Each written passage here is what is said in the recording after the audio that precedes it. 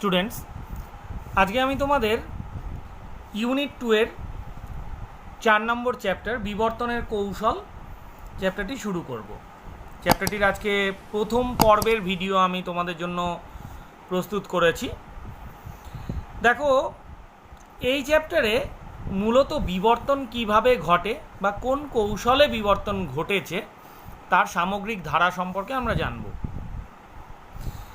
প্রথমেই এর জন্য আমাদের কিছু পুরনো জিনিসকে একবার মনে করে নিতে হবে। যে বিষয়টা সর্বপ্রথম আসে সেটি হলো প্রকরণ বা ভ্যারিয়েশন। প্রকরণ বা ভ্যারিয়েশন আমরা কাকে বলি?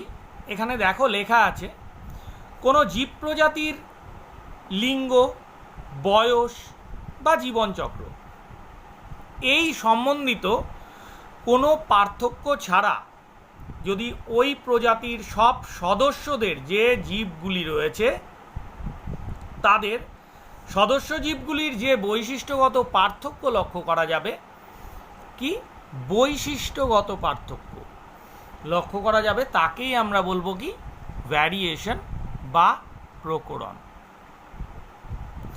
এবার দেখে নেওয়া যাক প্রকরণের বিভিন্ন স্তরগুলো, অর্থাৎ কোন কোন স্তরে প্রকরণ হতে পারে। দেখো, প্রকরণ হতে পারে ফিনোটাইপ গঠিত স্তরে বা ফিনোটাইপগত স্তরে প্রকরণ হতে পারে। কেমন? প্রথমত, ফিনোটাইপগত স্তরে বিচ্ছিন্ন বা অবিচ্ছিন্ন প্রকারের প্রকরণ হতে পারে। তোমরা বিচ্ছিন্ন বা অবিচ্ছিন্ন প্রকারের প্রকরণ সম্পর্কে এই ইউনিটের প্রথম অধ্যায়েই পড়ে এসেছো, যেখানে অবিচ্ছিন্ন প্রকরণগুলো আমরা দেখেছি। আবার যদি আমরা দেখি পরবর্তী ক্রোমোজোমগত পার্থক্যের স্তর, ক্রোমোজোমগত পার্থক্যের স্তরের জন্য হ্যাপ্লয়েডি, পলিপ্লয়েডি, অ্যানিউপ্লয়েডি ইত্যাদি ভিন্ন ভিন্ন গঠন, যার মধ্যে গঠনগত পার্থক্য যদি দেখি এগুলো সংখ্যাগত গেল, গঠনগত দেখলে আবার ডিলিশন, ডুপ্লিকেশন ইত্যাদি আমরা এই চ্যাপ্টারের মধ্যে পড়ব। হতে পারে জিনগত স্তরের পার্থক্য, জিনের বিভিন্ন অ্যালিল দেখা যায় এবং এদের বৈশিষ্ট্য বিভিন্ন প্রকারের হয়, এর ফলেও প্রকরণ ঘটতে পারে। আবার হতে পারে আণবিক স্তরে, আণবিক স্তরে ডিএনএ, আরএনএ বা প্রোটিন ইত্যাদি ভিন্ন ভিন্ন স্তরে সেই পার্থক্য লক্ষ্য করা যেতে পারে। যেমন বিভিন্ন মানুষের আরএফএলপি অর্থাৎ আরএফএলপি, এটার অর্থ রেস্ট্রিকশন ফ্র্যাগমেন্ট লেন্থ পলিমরফিজম, এবং অপরটি হলো ভিএনটিআর অর্থাৎ variable number of tandem repeats. এগুলো নানা রকমের হয়ে থাকে, যেগুলো আণবিক স্তরের পার্থক্য নিরূপণ করে। এই যে প্রকরণ আমরা সম্পর্কে জানলাম, প্রকরণের কারণ যদি দেখতে যাই সেটা কখনো জেনেটিক হতে পারে, আবার কখনো হতে পারে নন জেনেটিক, অর্থাৎ জিনের উপাদান পরিবর্তনের ফলে জিনের কাজ ভিন্ন হয়, এর ফলে যে প্রকরণ ঘটে সেটাকে আমরা জেনেটিক প্রকরণ বা বংশগত প্রকরণ বলে থাকি। অপরদিকে পরিবেশ পরিবর্তনের ফলে জীবের ফিনোটাইপ পরিবর্তিত হলে সেটা কিন্তু বংশগত প্রকরণ নয়, এটা তোমাদের মনে রাখতে হবে। এরপরে চলে আসবো মিউটেশন, খুব গুরুত্বপূর্ণ একটা অংশ বিবর্তনে, যেটা হলো মিউটেশন। মিউটেশন কি? বংশ পরম্পরায় সঞ্চারণশীল জিনের উপাদানগত যে পরিবর্তনগুলি জিনের কাজ পরিবর্তন করে তাকেই আমরা মিউটেশন বলি। মিউটেশন বিভিন্ন স্তরে হতে পারে। বিভিন্ন স্তরে যদি আমরা মিউটেশন দেখি তাহলে দেখতে পাবো যে সেই মিউটেশন দেহকোষে যদি ঘটে, দেহকোষে, তখন সেটাকে সেই ধরনের মিউটেশনকে আমরা সোমাটিক মিউটেশন। জনন কোষে মিউটেশন হলে জার্ম প্লাজম মিউটেশন। প্রকৃতিতে যদি স্বাভাবিকভাবে প্রকৃতির নিয়মে মিউটেশন ঘটে তখন সেটাকে স্বতঃস্ফূর্ত মিউটেশন বা স্পন্টেনিয়াস মিউটেশন বলে থাকি। অপরদিকে কৃত্রিমভাবে কোনো কৃত্রিম পদার্থ তাদের মাধ্যমে যদি মিউটেশন হয় সেটাকে আমরা কি বলি, আবিষ্ট মিউটেশন বা ইনডিউসড মিউটেশন। এবার দেখো, আবিষ্ট মিউটেশন বলা হলো বা ইনডিউসড মিউটেশন, এটা ঠিক যে সমস্ত মিউটেশন সৃষ্টিকারী কৃত্রিম এজেন্টের দ্বারা বা পদার্থের দ্বারা ঘটে তাদেরকে বলা হয় মিউটাজেন। মিউটাজেন কী কী হতে পারে? এক্স রে হতে পারে, ইউভি রে হতে পারে, এই জাতীয় বিভিন্ন জিনিস যেগুলো কোষে মিউটেশন সৃষ্টি করে। আমরা জানি অতিরিক্ত এক্স রে প্রয়োগ করলেও কিন্তু কোষে মিউটেশন হয়। যে সমস্ত মিউটেশন দেখা যায়, বাইরে থেকে উপলব্ধি করা যায়, সেগুলোকে আমরা বলি ভিজিবল মিউটেশন। এবং যে মিউটেশনের জন্য জীবের মৃত্যু ঘটে তাকে আমরা বলি লিথ্যাল মিউটেশন। মিউটেশনের ক্ষেত্রে মিউটেশন কেন ঘটে যদি আমরা দেখতে যাই, সেখানে দেখতে পাবো ডিএনএ সংশ্লেষে যদি ভুল হয় তাহলে মিউটেশন ঘটতে পারে। মিউটাজেন যদি উপস্থিত থাকে কোনো জায়গায়, সেই মিউটাজেনের দ্বারাও মিউটেশন ঘটতে পারে। এবার আমরা মিউটেশনের প্রকারভেদ সম্পর্কে দেখে নেব। এখানে দেখতে পাচ্ছি মিউটেশনের দুটি বিশেষ প্রকার আছে, একটা হলো দৃশ্যমান মিউটেশন আর একটা হলো অদৃশ্যমান মিউটেশন। অর্থাৎ একটি দেখা যায়, অপরটি দেখা যায় না। দেখো, যে মিউটেশন দেখা যায় সেই মিউটেশনে যদি ক্রোমোজোমের সংখ্যার পরিবর্তন ঘটে, ক্রোমোজোমের সংখ্যার পরিবর্তন ঘটে, তখন তাকে আমরা বলবো কি, সংখ্যা ভিত্তিক বা সংখ্যা কেন্দ্রিক মিউটেশন। আবার যদি দেখা যায় যে ক্রোমোজোমের গঠনের পরিবর্তন ঘটেছে, তখন সেই ধরনের মিউটেশনকে আমরা বলবো গঠন ভিত্তিক বা গঠন কেন্দ্রিক মিউটেশন।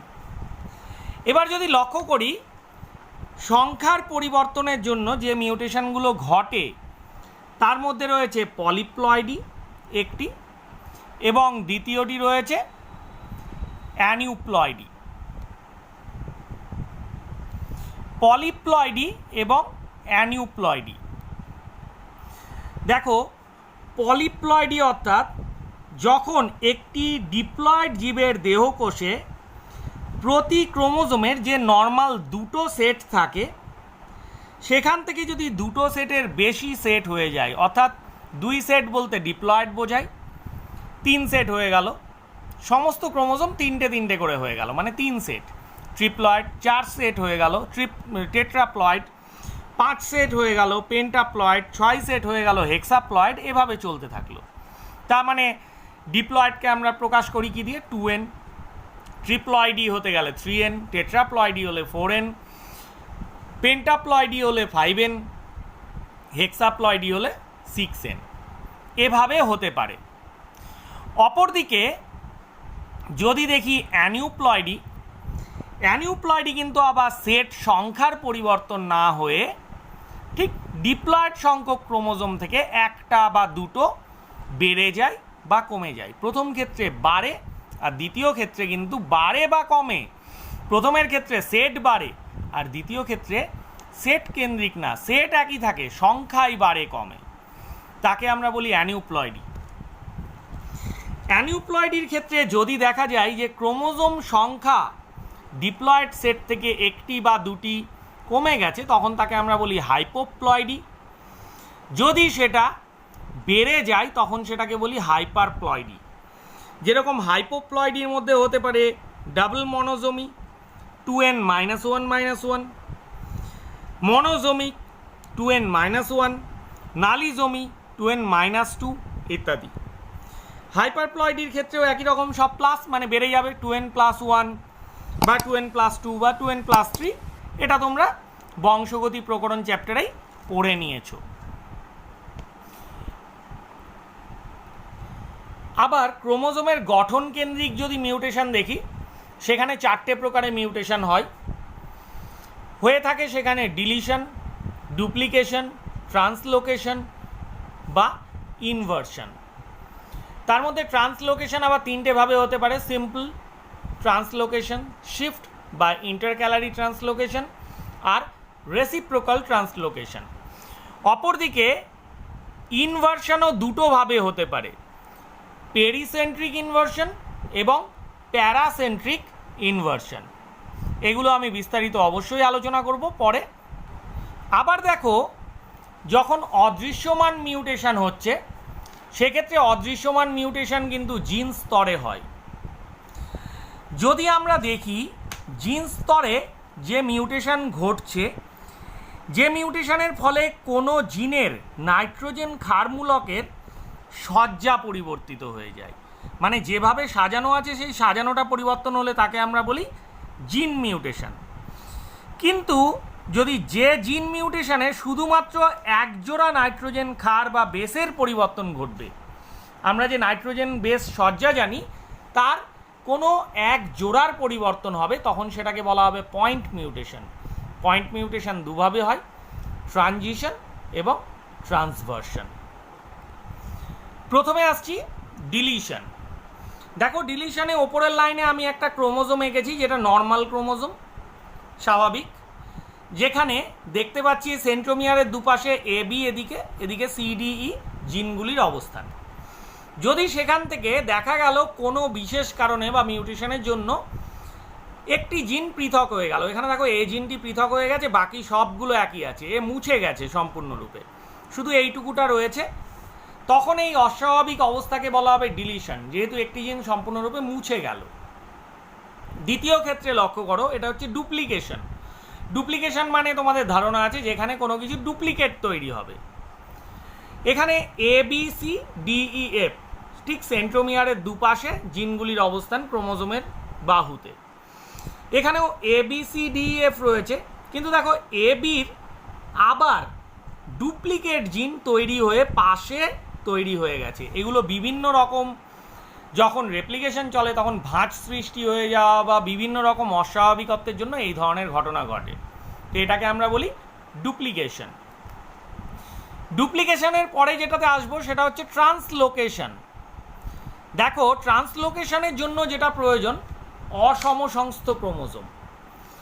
অসমসংস্থ ক্রোমোজোম অর্থাৎ এখানে নর্মাল অসমসংস্থ ক্রোমোজোম আমি চিত্রে দিয়ে দিয়েছি, যেখানে একটিতে রয়েছে এবিসি ডিইএফ, অপরটিতে এলএমএন ও পিকিউ, ঠিক সেন্ট্রোমিয়ারের দুপাশে।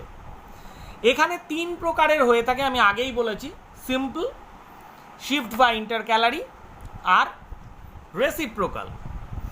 তো সিম্পলের ক্ষেত্রে দেখতে পাচ্ছি এখানে যে একটি জিন প্রান্তে ছিল, প্রথম চিত্রে দেখো এ, সেটি শিফট করে গেছে বা সেখান থেকে কেটে বাদ গেছে এবং দ্বিতীয়টির শেষ প্রান্তে যুক্ত হয়ে গেছে। যেহেতু সহজভাবে দ্বিতীয়টির গঠনে পরিবর্তন না করে সরাসরি তার প্রান্তে যুক্ত হচ্ছে, প্রান্তে যুক্ত হওয়ার মাধ্যমে গঠনে পরিবর্তন, তার জন্য এটাকে সিম্পল ট্রান্সলোকেশন বলা হয়। শিফট বা ইন্টারক্যালারি ট্রান্সলোকেশনে ঠিক এই ঘটনাটাই ঘটে, কিন্তু এখানে মধ্যেখানের একটা অংশ কেটে বাদ পড়েছে। দেখো, বি সি মধ্যেখান থেকে কেটে চলে গেছে, এ সরে এসে সংযুক্ত হয়েছে, আবার বি সিটা দ্বিতীয়টির বাহুকেও কেটে এলএমকে দূরে সরিয়ে মধ্যেখানে সেট হয়ে গেছে, যার ফলে এখানে এই ধরনের অস্বাভাবিকত্বকে বলা হয় শিফট বা ইন্টারক্যালারি। যেহেতু একজনকে সরিয়ে দিচ্ছে তার জন্য শিফট। তৃতীয় প্রকার হলো রেসিপ্রোকাল। রেসিপ্রোকালের ক্ষেত্রে অনেকটা ক্রসিং ওভার স্টাইলে ঘটে, অর্থাৎ দুজনের মধ্যে অংশ বিনিময় হয়ে গেছে। দেখো, এখানে ছিল এলএম, এই বাহু থেকে এলএম ওই বাহুতে শিফট করেছে, আবার এই বাহু থেকে এ বি শিফট করে গেছে দ্বিতীয় অসমসংস্থ ক্রোমোজোমে। অর্থাৎ রেসিপ্রোকালে অনেকটা ক্রসিং ওভার স্টাইলে নিজেদের মধ্যে চেঞ্জ হয়ে যায়। এবার আসছি ইনভার্সন।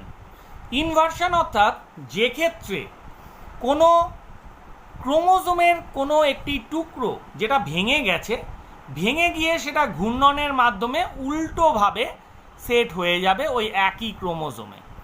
180 ডিগ্রি ঘূর্ণন করলে উল্টো হয়ে যায়, সেইভাবে উল্টো দিকে সেট হয়ে যাওয়ার ঘটনাকে আমরা বলি ইনভার্সন। এটা দুটোভাবে হয়, যদি সেটা ঘোরার সময় সেন্ট্রোমিয়ারকে সঙ্গে নিয়ে ঘোরে তাহলে তাকে আমরা পেরিসেন্ট্রিক ইনভার্সন বলি, এখানে দেখো বিসি ছিল, সেটা সিবি হয়েছে, সেন্ট্রোমিয়ার অংশটাকে সঙ্গে নিয়ে ঘুরেছে 180 ডিগ্রিতে, তাই এটি পেরিসেন্ট্রিক ইনভার্সন। অপরদিকে দ্বিতীয়টি হলো সেন্ট্রোমিয়ার নিজের জায়গাতেই আছে, কিন্তু এ বি ছিল, এটা বি এ হয়ে নিজেদের মধ্যে জায়গা উল্টে নিয়েছে, এটাকে বলবো কি প্যারাসেন্ট্রিক ইনভার্সন। এবার আসছি জিন মিউটেশন। ইতিমধ্যে জিন মিউটেশন এবং পয়েন্ট মিউটেশনের প্রকারভেদ বোঝাতে গিয়েই আমি আংশিক আলোচনা করে দিয়েছি। শুধু এখানে একটি জিনের গঠন অঙ্কন করা হয়েছে, যেখানে নাইট্রোজেন বেস জোড়াগুলি পরপর পরপর সজ্জিত আছে। আমি একটি নিজের মতো বেস জোড়া সাজিয়ে নিয়েছি।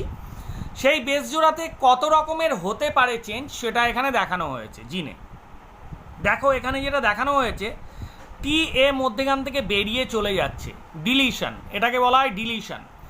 অর্থাৎ জিন মিউটেশনের একটি ভাগ ডিলিশন। এটা কিন্তু ক্রোমোজোমের সঙ্গে এটা এক করে ফেলবে না তোমরা, এটা জিনের একটি নাইট্রোজেন বেস জোড়া ডিলিশন হলো।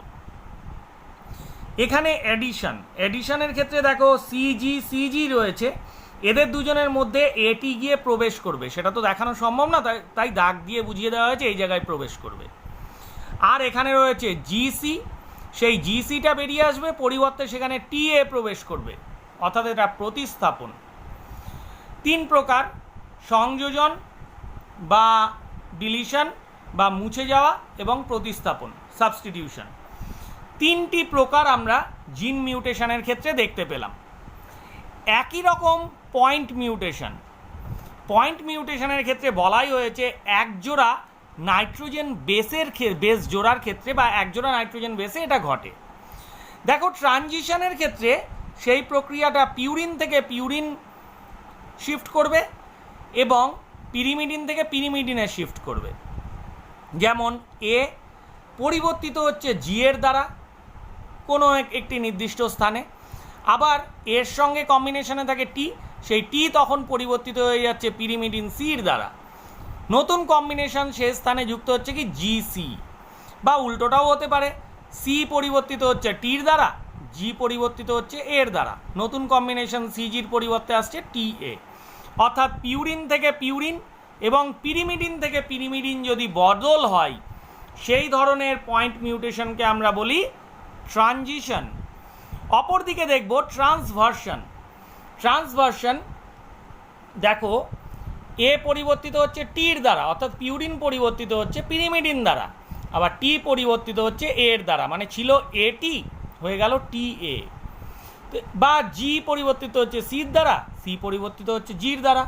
অর্থাৎ এখানেও উভয় ক্ষেত্রেই দেখতে পাচ্ছি পিউরিন পরিবর্তিত হচ্ছে পিরিমিডিনের মাধ্যমে, তার জন্য একে ট্রান্সভার্সন বলা হয়। এই পর্যন্ত তোমাদের আজকের পড়া দেওয়া হলো। তোমরা ভিডিওটি দেখবে এবং এই অংশ পর্যন্ত নিজেদের পড়া প্রস্তুত করবে। আজকের ভিডিওতে এই পর্যন্তই। এই চ্যাপ্টারের পরবর্তী ভিডিও নিয়ে আবার পরবর্তী ক্লাসে হাজির হব।